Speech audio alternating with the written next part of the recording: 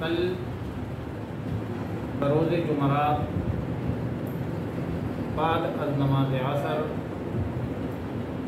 عالم مجلس تحفظ ختم نبوت کے زیر اہتمام عظیم الشان فقید المثال ختم نبوت کانفرنس دفاع پاکستان کانفرنس منعقد ہو رہی ہے۔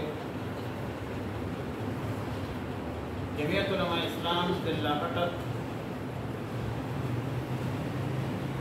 اور جمعیت علماء اسلام تحصیل اٹک اور اٹک شہر کے کارکن جوش و جذبے کے ساتھ اس فقید المثال کانفرنس میں انشاءاللہ شرکت کریں گے۔ اس کے مہمان خصوصی قائد و مرشد قائد جمعیت حضرت مولانا فضل الرحمان دامت برکاتہم ہوں گے۔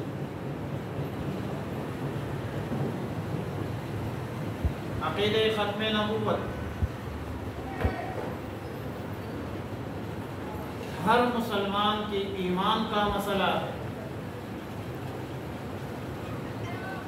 اور عقیدہ ختم نبوت کے بغیر کوئی مسلمان نہیں رہتا۔ ہم اپنے اکابرین کے نقش قدم پر چلتے ہوئے سید انور شاہ کشمیری رحمۃ اللہ علیہ،